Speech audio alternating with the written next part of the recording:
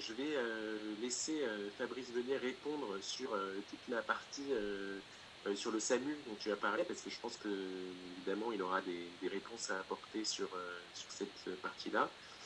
Et donc Fabrice Venier est médecin, travaille au SMUR et au SAMU, donc au CHU de Rouen.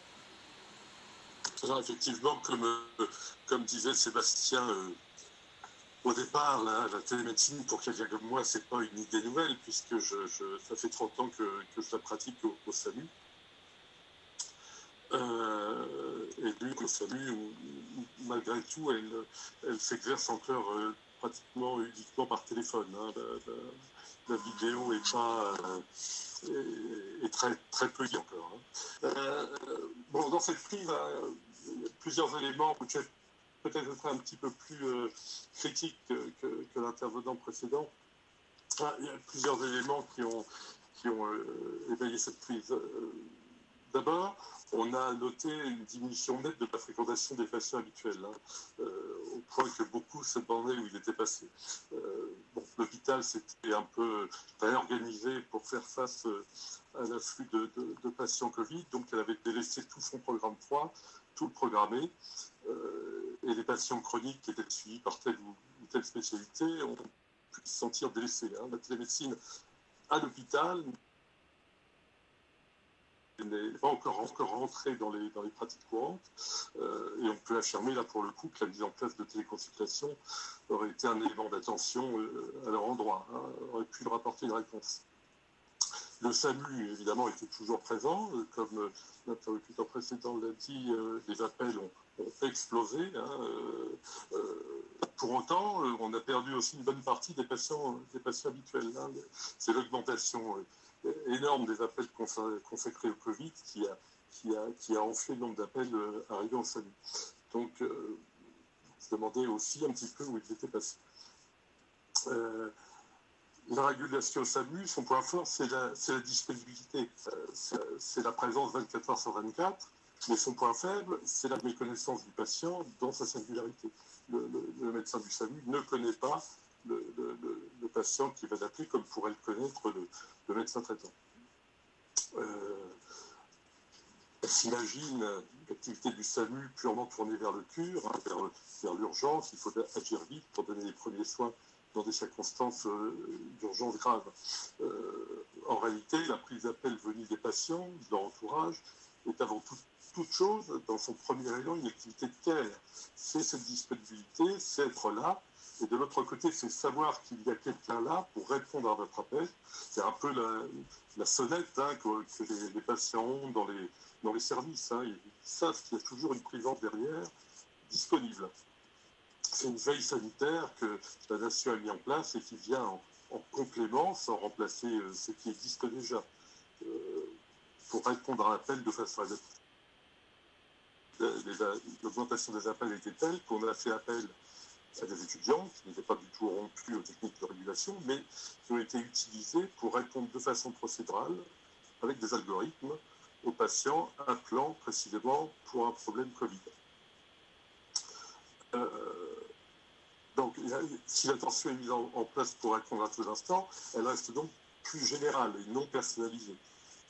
Il existe des systèmes de télémédecine à l'étranger pour l'orientation des patients, et on cite habituellement le Danemark, où le médecin traitant a une place plus importante dans le système de soins, le système d'orientation. Donc, il connaît parfaitement son malade, son patient. Ce n'est pas le cas en France, où le système est plus centralisé. Je voulais prendre deux exemples qui m'ont frappé dans l'utilisation de la télémédecine pendant la période Covid par le SAMU, hein, c'est le problème des EHPAD, dont tout le monde a entendu parler, bien sûr.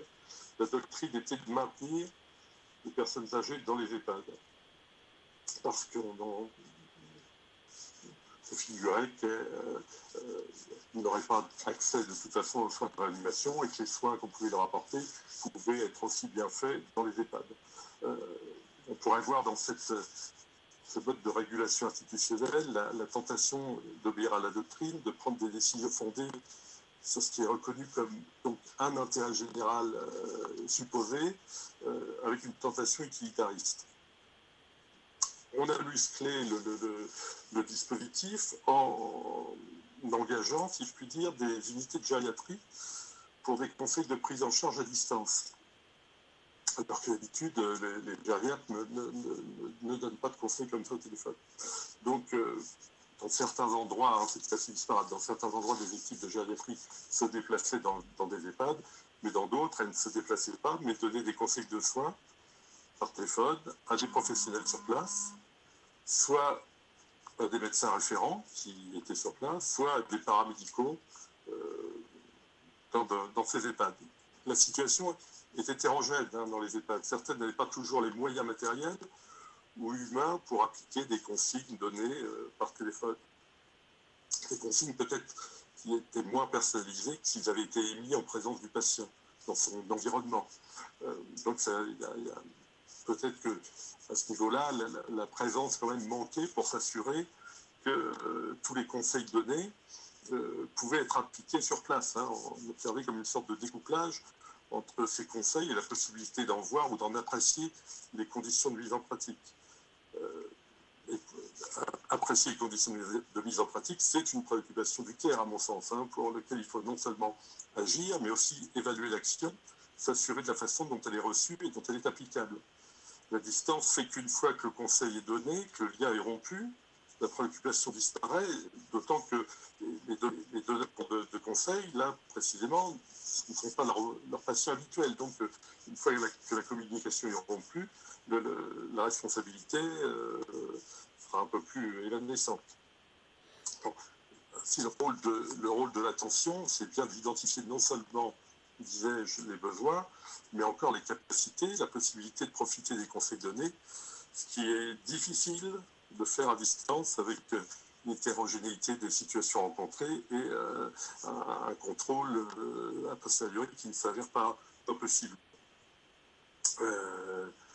Alors, si on a mobilisé des équipes de gériatrie dans cette période de Covid, on en parlait déjà avant, pour, là encore, essayer de maintenir, d'éviter de faire sortir les patients des EHPAD. Et pour ça, on envisageait de la vidéo pour donner en quelque sorte une consultation, évitant le transport à l'hôpital pour faire une évaluation clinique à distance. Donc, on en parlait, l'évaluation clinique à distance, c'est toujours quelque chose de compliqué, hein, même avec la vidéo, chez une personne âgée qui a des difficultés sans doute pour s'exprimer, même si autour d'elle, il y a des gens qui sont là pour l'aider. Hein.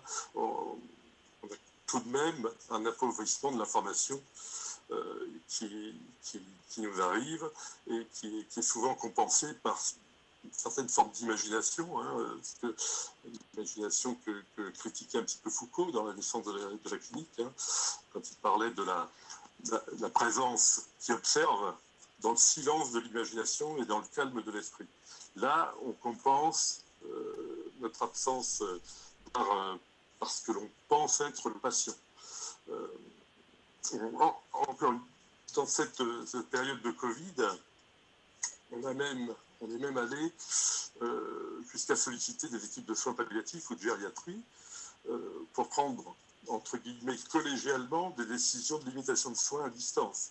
Ce qui est quand même une décision difficile à prendre en non présentiel. Hein. On est là clairement, à mon sens, dans un détournement de l'outil pour donner l'impression de respecter une procédure, pour adopter l'aspect d'une collégialité, mais hors de la présence du patient, sans en connaître vraiment le mode de vie, avec des directives anticipées qui ne sont pas ou peu renseignées, des proches non joignables. Tout ça se fait dans le cadre de l'urgence. Hein. À la limite, ça peut même être plus rassurant pour le régulateur habituel qui, dans ces circonstances-là, souvent se retrouve tout seul. Mais enfin, c'est tout de même comment dire, un détournement d'une procédure de collégialité. Hein. D'ailleurs, il y a des responsables d'équipes de soins palliatifs qui ont refusé de prendre ce genre de décision. Hein. La plupart, d'ailleurs, je pense, fort heureusement. Hein. Le deuxième exemple que je voulais relever, c'est celui du système Covidom. Covidom, ça permettait de suivre à domicile des patients qui étaient porteurs de Covid et pour lesquels les sites cliniques ne nécessitaient pas l'hospitalisation. Donc on leur envoyait un questionnaire par Internet, ils remplissaient, et puis on pouvait les rappeler tous les jours. Alors, par hasard, moi je n'ai pas eu de retour d'utilisateur, mais par hasard, je suis tombé sur Olivier Mavrol, c'est un journaliste que j'écoute pas la plupart du temps, mais là, qui était sur LCI et qui a raconté son expérience de Covidam, ce qui était assez intéressant parce qu'il avait moyen, lui, de formuler clairement ses critiques. Et il disait son sentiment en fait d'avoir affaire à une médecine déshumanisée. L'interlocuteur qui l'appelait ne se présentait pas, il ne savait pas qui c'était. Et il a dit pendant toute cette période sa crainte de se sentir abandonné. Le retour de confiance, lorsque son médecin traitant l'ayant vu, il l'a fait hospitaliser et qu'il a retrouvé le visage et la présence d'une équipe soignante. On voit là que c'est grâce à son médecin traitant qui lui a conseillé de se rendre aux urgences, dit-il, qu'il a retrouvé cette confiance, qu'il a échappé à cette médecine qu'il trouvait impersonnelle, une faste médecine qui est livrée à la procédure, au protocole, à la doctrine. Là encore, on retrouve ce biais de dispenser des conseils sans être assurés qu'ils seront véritablement applicables. On retrouve ce détachement procédural, cette sorte d'indifférence procédurale qui évoquait, ayant testé le service.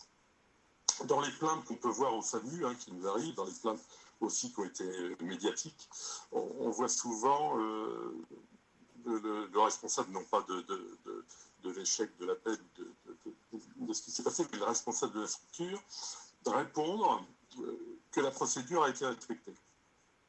C'est à mon sens une réponse insuffisante lorsqu'un médecin, un professionnel de l'art est à l'autre bout du moyen de communication. Là, quand les proches, après une plainte, vous parlent, ils ne vous disent pas est-ce que vous avez suivi le protocole, mais ils vous disent prouvez-nous que vous vous êtes bien soucié de nous, précisément que vous avez été dans le cadre, vous avez fait attention, vous avez pris en compte ce qu'on vous disait. La visée du CARE, au-delà de la stricte adéquation de la réponse à un besoin, c'est offrir à l'autre les conditions d'éprouver le fait qu'on s'occupe de lui, son estime de soi, sa reconnaissance. Il doit être reconnu, il doit se sentir en confiance, il doit sentir qu'on se soucie de lui. Une sorte de désinvolture du protocole est peut-être plus facile lorsqu'on a une relation indirecte médiée par un outil technique qui rend l'autre moins présent. Le protocole qui classiquement s'attache donc au général en estompant la singularité. Bon, je suis très critique, mais effectivement, par ailleurs, la médecine à distance, cette médecine peut, et sans doute mon collègue généraliste qui viendra après, peut couvrir beaucoup de demandes, beaucoup de besoins et créer une présence notamment pour des personnes qui ont des difficultés à se déplacer, mais qui pourtant peuvent utiliser l'outil. Mon but là, en gros, dans cette période de Covid, était plutôt de présenter cette période sous un aspect critique. Voilà, je ne sais pas si vous avez des questions. Bon, merci beaucoup, c'était très riche. Malheureusement, on a perdu un bout en route. Il y a un moment où le son était coupé. Et deuxième mauvaise nouvelle, bien que ce fût très riche, on n'a pas vraiment le temps d'échanger là tout de suite. Je retiens simplement